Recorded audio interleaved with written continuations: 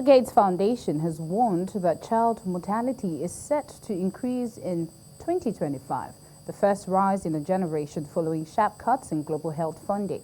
According to the Foundation's 2025 Goalkeepers Report, the number of children dying before their fifth birthday is projected to climb from 4.6 million in 2024 to 4.8 million this year, a reversal of decades of progress.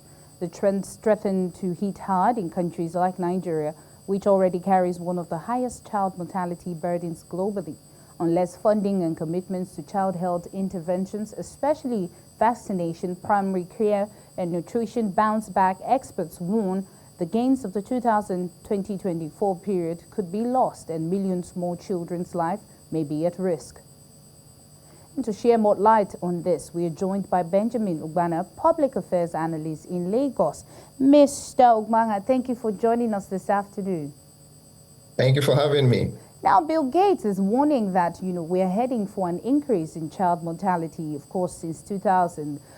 What key factors do you think are behind what's about to happen? First of all, as a citizen of the world and as a citizen of Nigeria, I must first thank the Gates Foundation and every other donor organization who has been putting the effort to ensure that we have, a more healthy world. When we just say these things, from 2000 to 2024, I need us to look at the figures, right?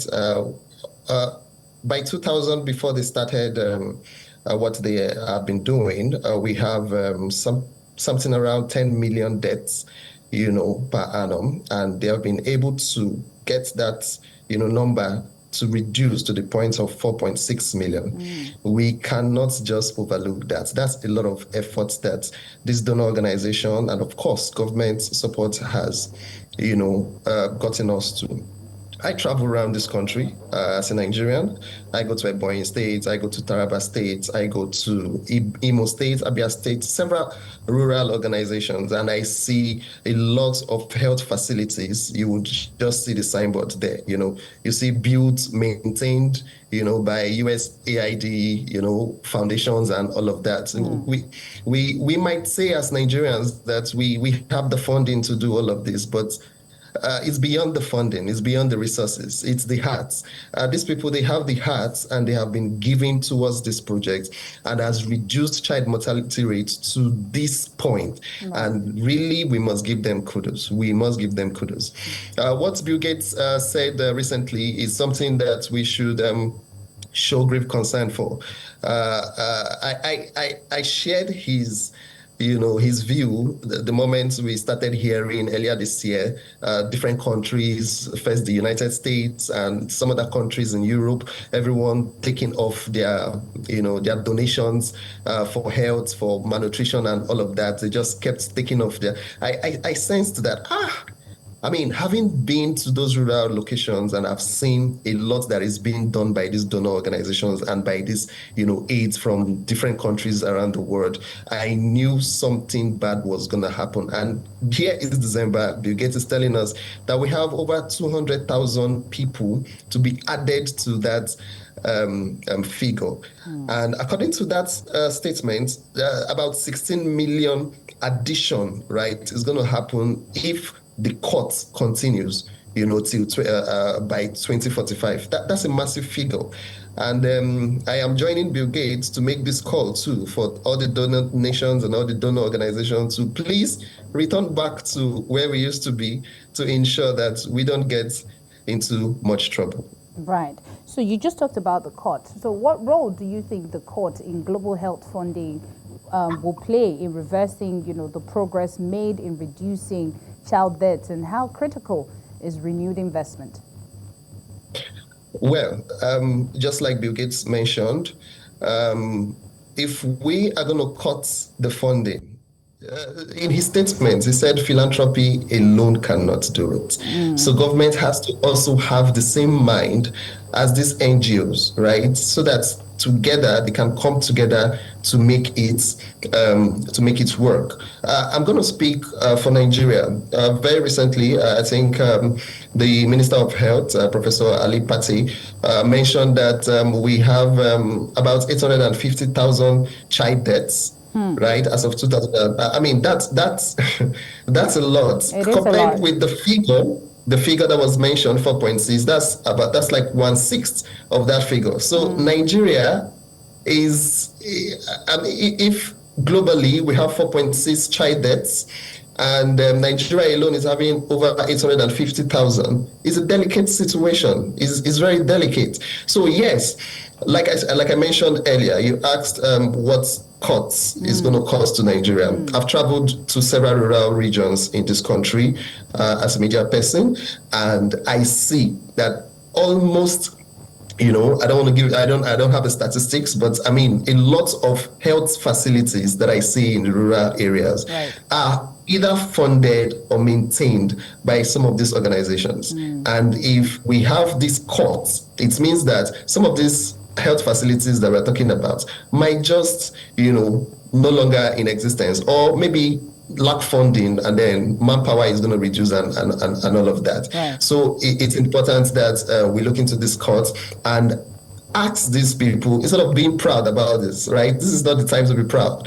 We need to ask, right, that see, this thing is important for global health and for the health of Nigerians. It's important that we take out this cut and return to where we used to be, so that we can continue the growth, and the development that we have been achieving so far since 2000. Yeah.